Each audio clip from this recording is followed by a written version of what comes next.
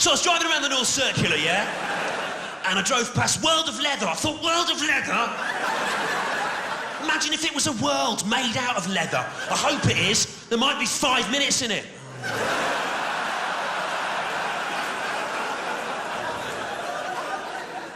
So I went into World of Leather, but it was just a shop.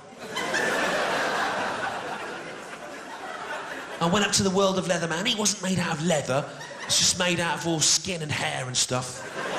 I said to him, hey, I thought this would be a world of leather. And he said, how would that work?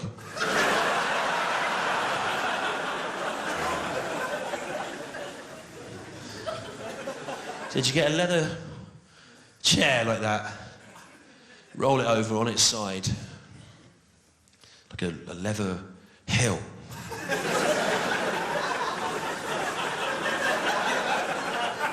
Said, get out. I was desperate.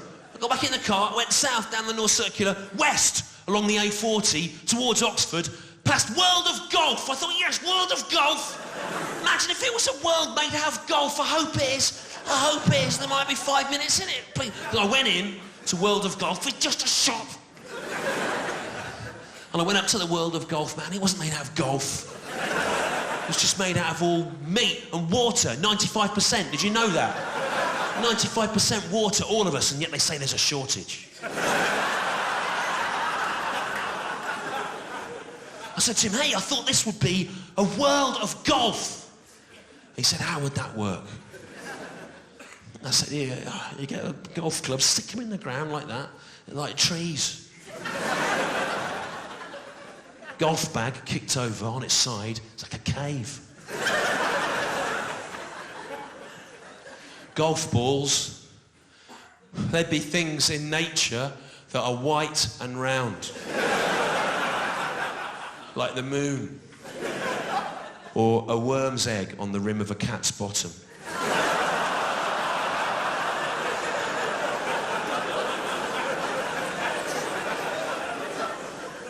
And he said, I'm going to have to stop you there. He said, this world of golf. What you're describing is world of golf equipment.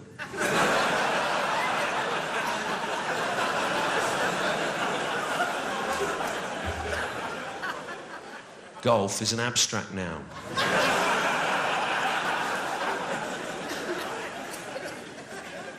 Get out. I said, I don't care. I don't even like golf. I hate it. I was desperate. I got back in the car. I drove east along the A40 north, up the North Circular, to Staples Corner. Office World. There's an Office World. Oh, it's a world made out of offices. I went in the car park, and the Office World man came running across the tarmac towards me. The Office World man.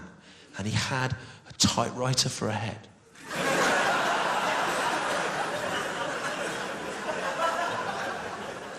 And staplers for hands, and mouse mats for feet, and a desk tidy pen holding thing for his heart,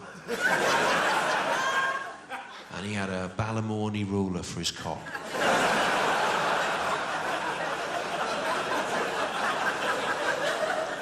With Miles Jupp's face on it.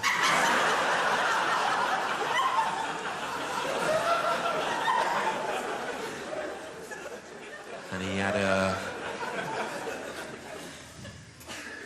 pen lid, yeah? You know a pen lid on a pen lid, yeah? That was his nose, a pen lid nose. And he had little stickers about that big, little white stickers round. You push the middle out like a polo, like a flat polo dimensioned sticker, and you use them for reinforcing a flimsy document in a binder, yeah? You've seen these little white polo stickers, he had about 1 million of them, yeah? And they were his mind.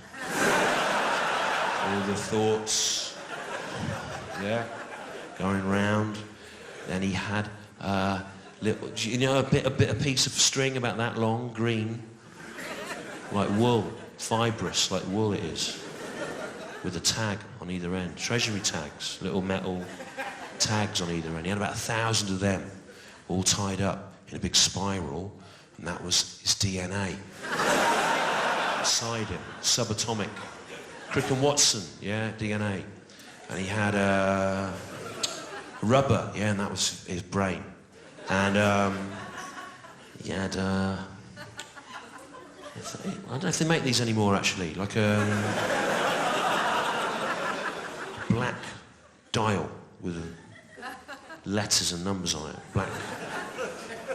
In a housing, a printer housing. Remember these? I don't know. And you feed a strip of. Remember this? Yeah. Huh? Yeah. You can't get them now, can you? No. You feed a strip of like plastic through it. You print out words, make a label for a desk or whatever.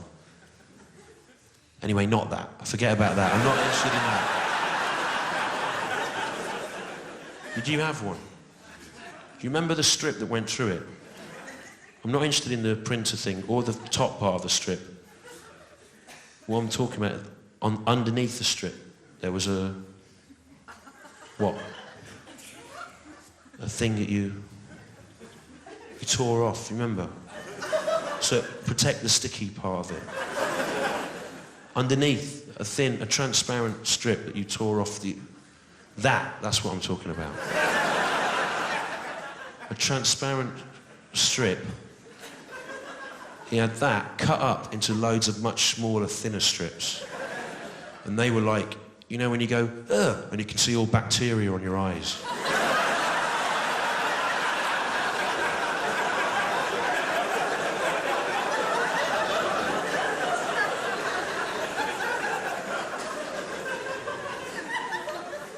And he had a pencil sharpener. You know them pencil sharpener? Put a pencil in it, don't you? Sharpen it up, yeah?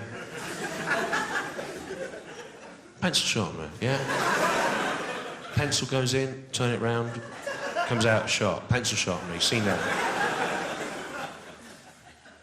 That was his anus. Anyway, I said to him, what's going on here? He said, well, I heard you were coming.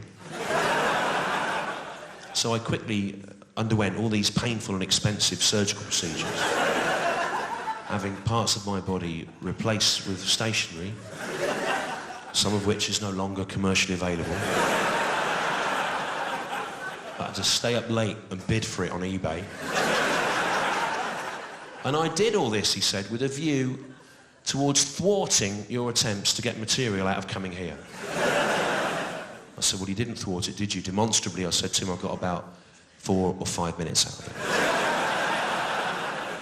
He said, I thwarted it in the long run, he said. I said, how? He said, well, he said, you're a professional comic, I'm not going to patronise you. He said, you'll know the rule of 3. I said, that's right. Any list of things, funny things, should be 3 things long. The third one should be the funniest. He said, that's right. So you should have done 3 of the things, and the third one should have been either the Balamourne rule of penis or the pencil sharpener anus, he said, but only the pencil sharpener anus if you'd had the foresight to tie it back in to the bleeding.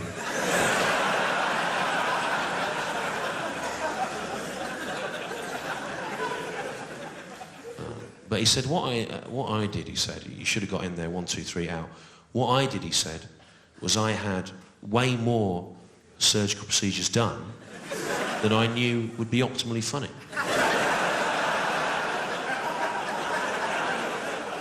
But knowing your work, he said, I've seen you, I know your work. I knew that you would feel obliged to list them all. And that would mean that while there were pockets of hilarity in the room, on the whole, a list that long would cause the trust and energy in the room to dissipate. So I've got nothing. I drive around, look after kids. I've got nothing.